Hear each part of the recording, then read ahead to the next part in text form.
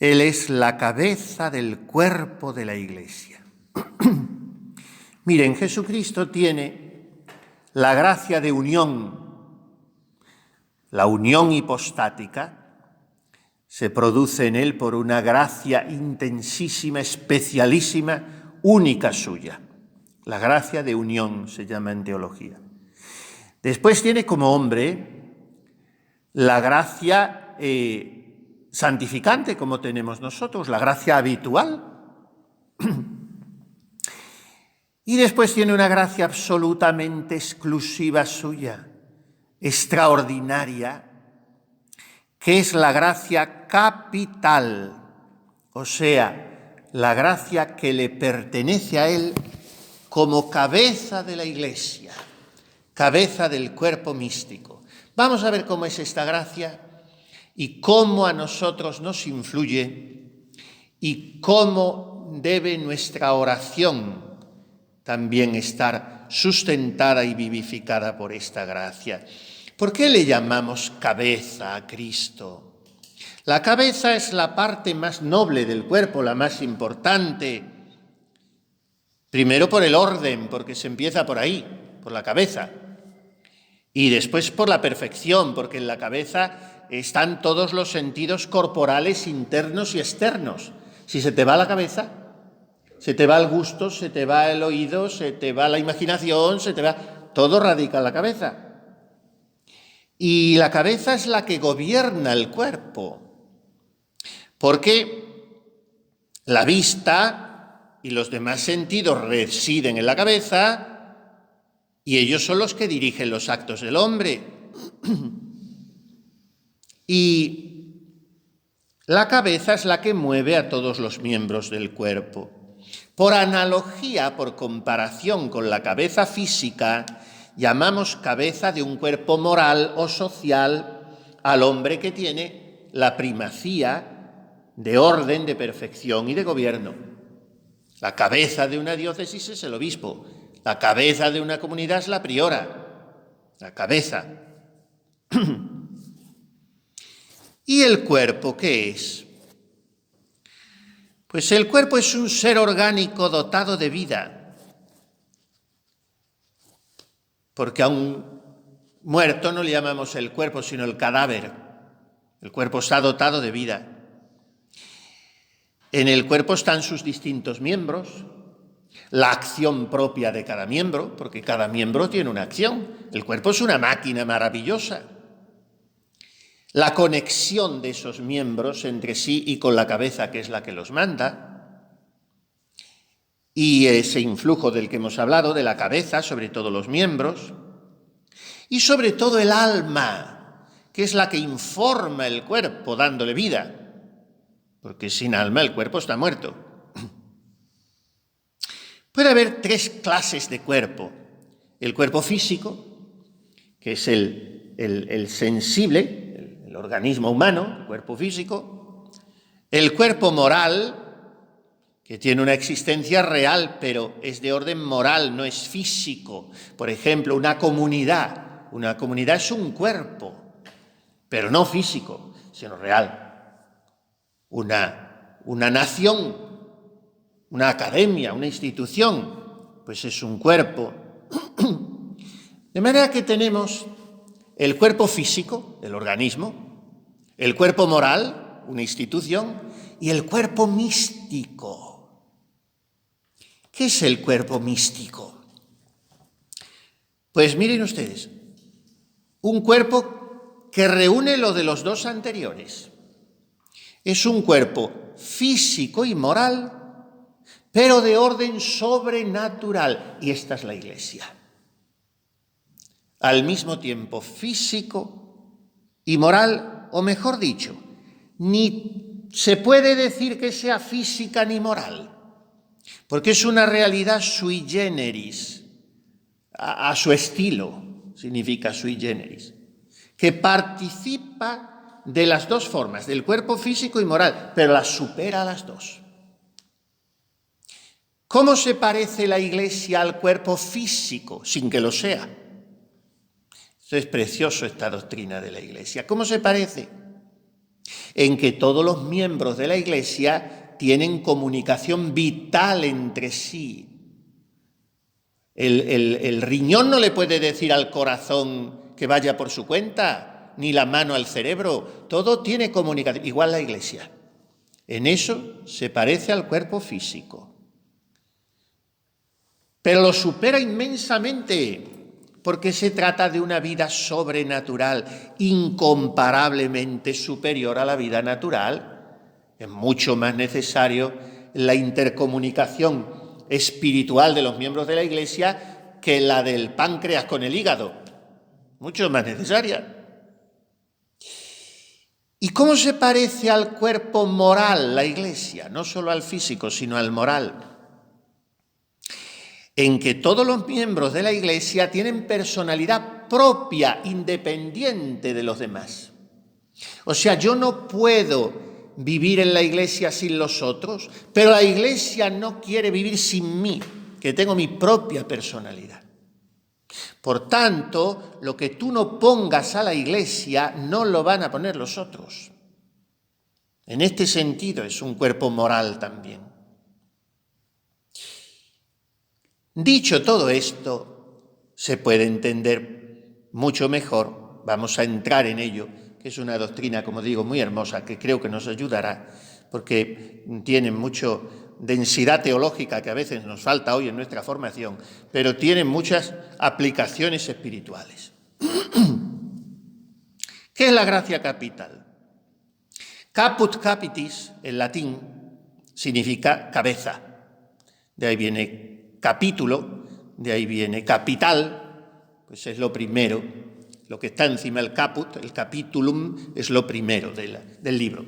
Bueno, pues la gracia capital es la que le pertenece a Cristo como cabeza de la Iglesia.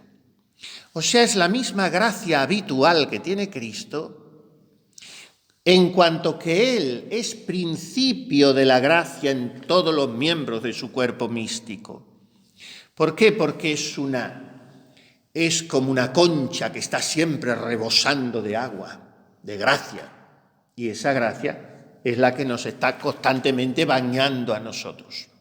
Porque como a Él, si pudiéramos hablar así, le sobra gracia, está sobreabundando en gracia, esa es su gracia capital.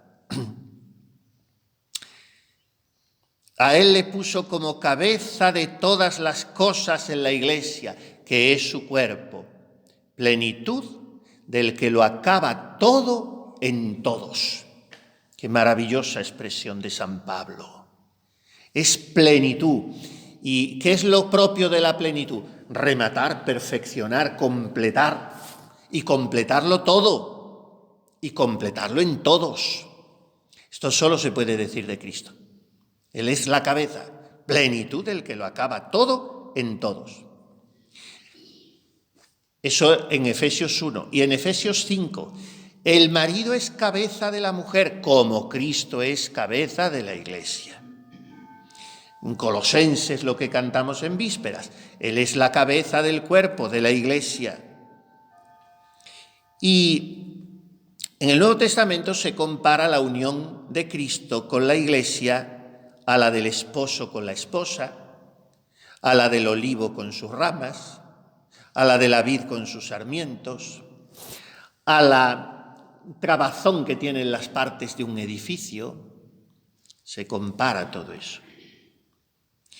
Por tanto, Él es la cabeza del cuerpo de la Iglesia. Esto, donde está mejor expuesto, yo no me puedo detener en eso porque sería para unos ejercicios enteros, es en la encíclica de Pío XII del año 1943, Mystici Corporis Christi. Hizo una explicación maravillosa. Pero nosotros vamos a aplicarlo sencillamente ya las aplicaciones espirituales. Cristo posee la gracia capital en cuanto hombre, naturalmente, por su humanidad sacratísima. Porque es que en Él, en esa humanidad, se reúnen las 4 notas propias de una cabeza que hemos dicho. La cabeza tiene la primacía del orden, de la perfección, del gobierno y del influjo. Y todo eso lo tiene Cristo respecto a la Iglesia. ¿Por qué tiene primacía de orden respecto a la Iglesia? Él es el primogénito, es el primero en todo.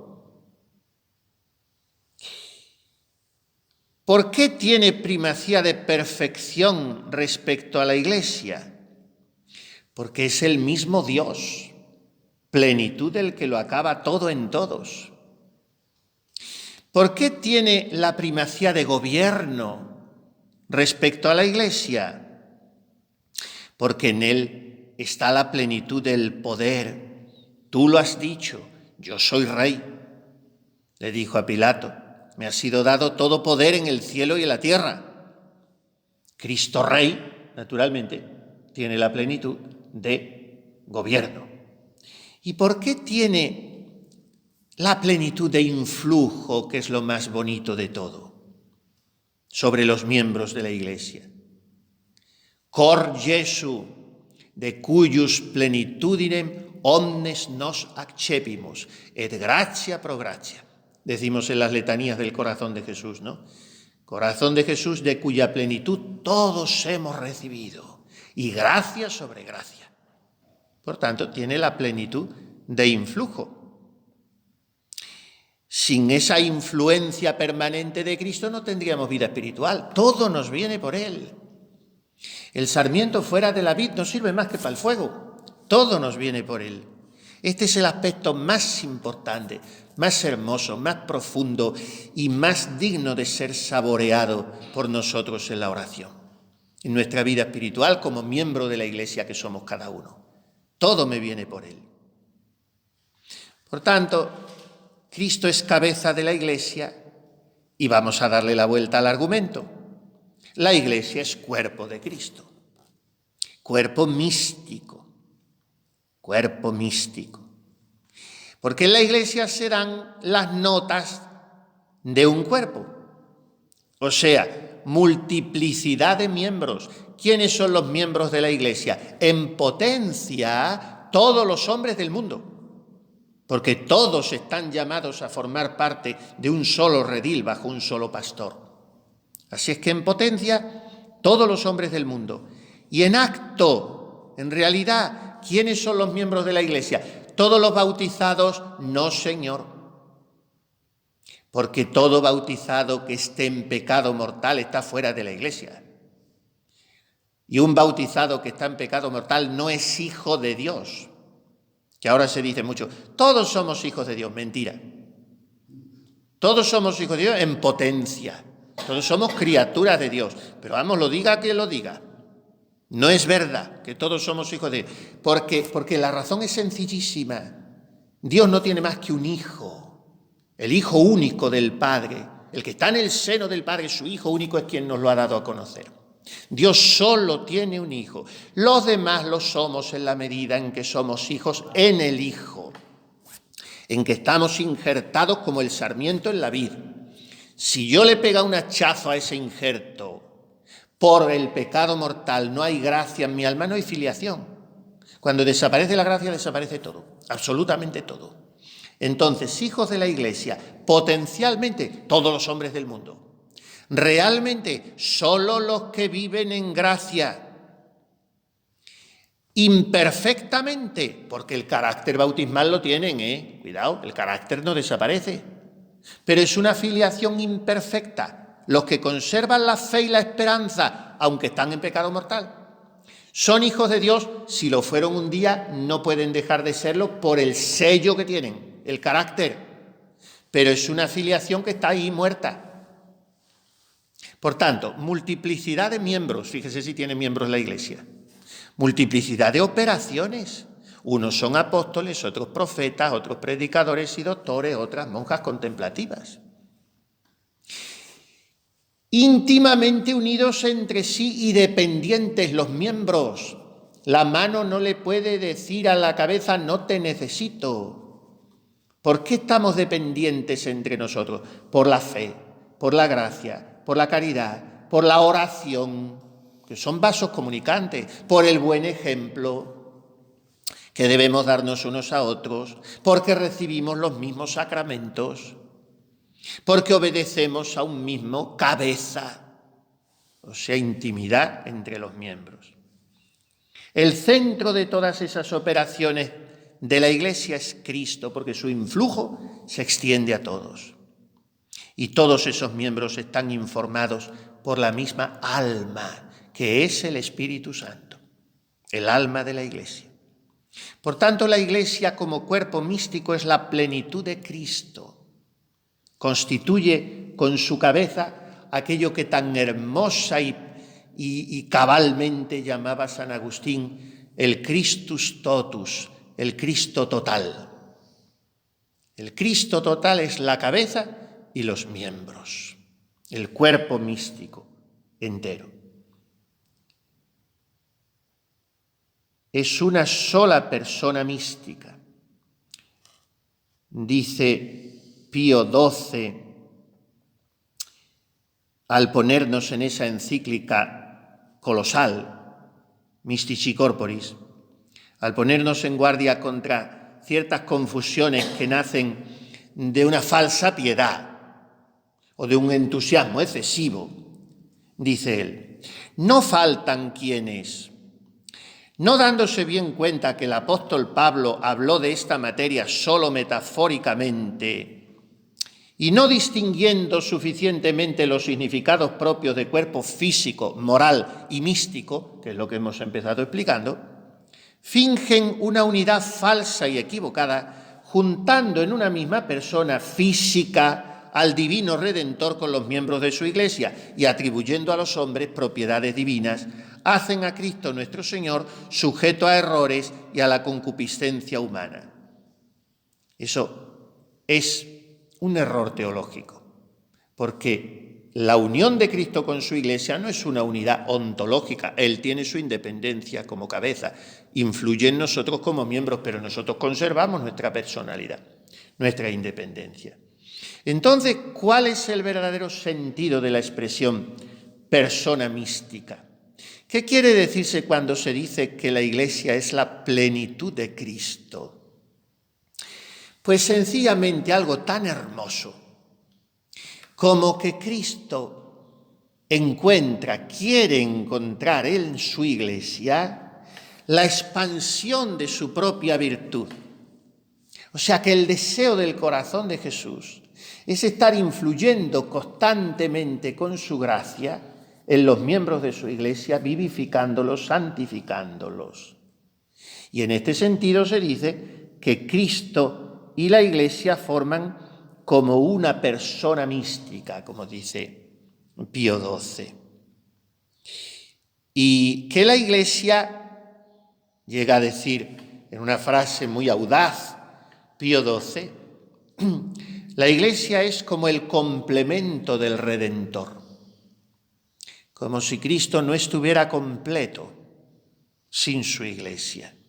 Es la plenitud de Cristo, la Iglesia. Por eso, demos un paso más allá.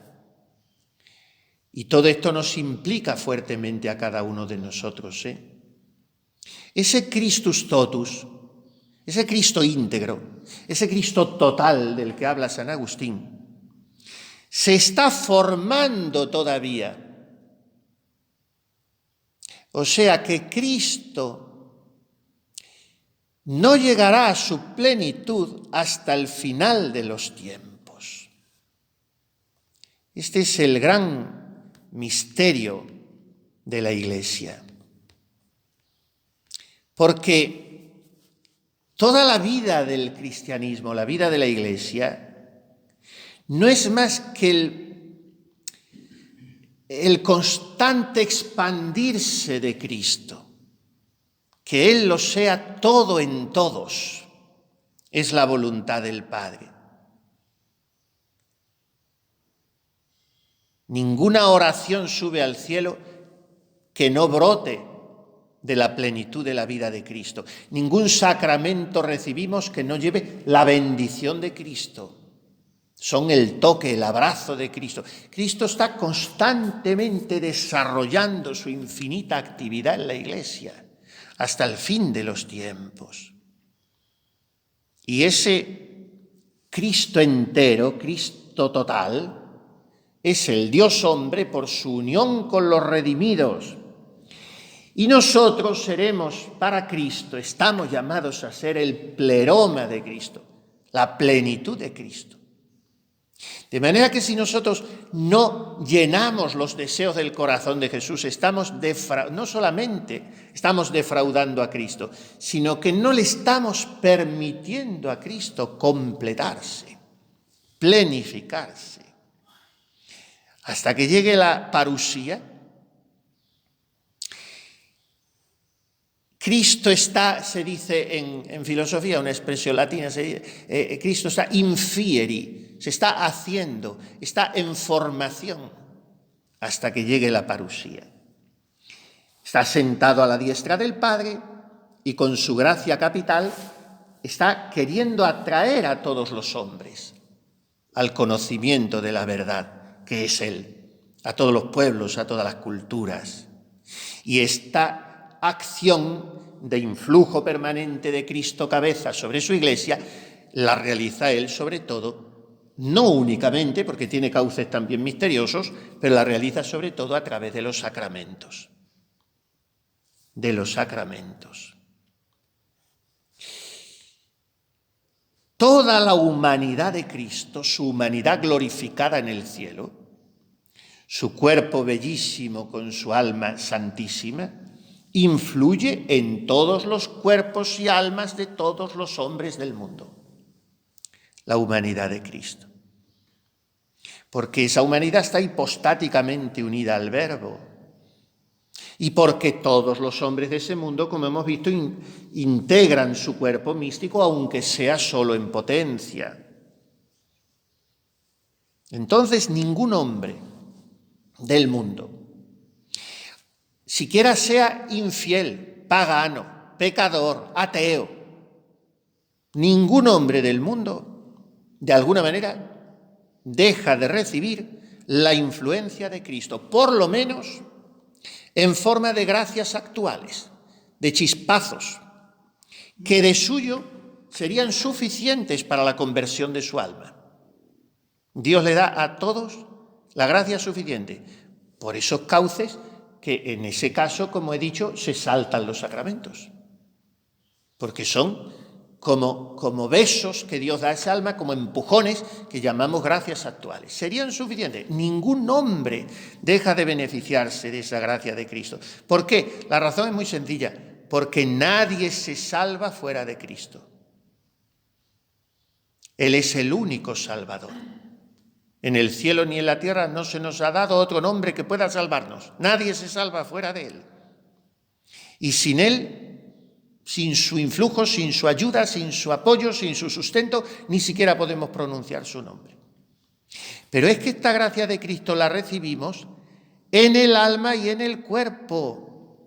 Cristo influye naturalmente de manera primaria en los almas de los hombres, pero de manera secundaria también en los cuerpos. ¿Por qué? Porque el cuerpo es instrumento del alma para que practique la virtud. El alma sola no es buena, es el alma con su cuerpo. Y el cuerpo humano está ordenado al alma racional porque el alma es el motor del cuerpo. Entonces, la humanidad de Cristo, en cuanto que está unida hipostáticamente al Verbo de Dios, influye en los hombres, en las almas y en los cuerpos. ¿Por qué? Porque los miembros del cuerpo humano son instrumentos para obrar el bien. Y porque la vida gloriosa se transmite del alma a los cuerpos. ¿Cómo se extiende la gracia capital de Cristo? Hay una diferencia entre los miembros del cuerpo físico y los miembros del cuerpo místico. Porque los miembros del cuerpo físico existen todos a la vez. Mientras yo vivo, todos mis miembros funcionan, todos a la vez. Pero los miembros de un cuerpo físico místico se van renovando sucesivamente a medida que van naciendo o se van incorporando a él. Ya hemos dicho que hay dos maneras de pertenecer al cuerpo místico. En potencia, cuando todavía ese hombre no vive en gracia de Dios, o en acto, cuando ya por la caridad, por la gracia, está injertado en el cuerpo místico. Hay una filiación imperfecta, repito lo que he dicho antes, que es cuando un bautizado tiene el carácter, pero tiene el pecado mortal. Entonces, una filiación imperfecta. Hay una filiación perfecta en esta vida, que es por la caridad, cuando el alma vive en gracia de Dios, pero se puede perder. Y hay una filiación perfectísima, que no se puede perder, que es la que tendremos en el cielo. O sea, ya será perfectísima. Y, por tanto, todos los hombres del mundo son miembros en potencia, no todos lo son en acto, pero en todas las épocas del mundo y respecto a todos los hombres del mundo, Cristo es la cabeza, porque es el Salvador de todos los hombres, repetimos, y es cabeza de los bienaventurados en el cielo, es cabeza de sus siervos y sus amigos en la tierra, es cabeza de los que están unidos a él solo por la fe, aunque estén en pecado mortal, y es cabeza incluso de los que están unidos solo en potencia, pero que según los designios de la predestinación divina pasará esa potencia a ser actual en un momento dado. Los que no están bautizados, los que no conocen a Cristo, y es incluso Cristo cabeza de los que están unidos a él solo en potencia, que jamás pasará al acto esa potencia. O sea, los infieles, los paganos que no se conviertan jamás, los ateos que no le admitan jamás, pues desde el momento en que abandonen este mundo, lo mismo que todos los que se condenen, aunque hayan sido cristianos, dejarán totalmente de ser miembros del cuerpo de Cristo, porque habrán perdido para siempre toda posibilidad de volverse a unir con él. Pero él es la cabeza de todos, porque es el jefe. Es también cabeza de los ángeles, Cristo, aunque sea de manera distinta que los hombres. Es la cabeza de todo principado y potestad, dice San Pablo a los colosenses. Y en el Evangelio aparecen los ángeles sirviéndole como a su jefe. Al final de las tentaciones, los ángeles le servían. He dado órdenes a tus ángeles para que te guarden en tus caminos. O sea que los ángeles son sus servidores, él es su cabeza.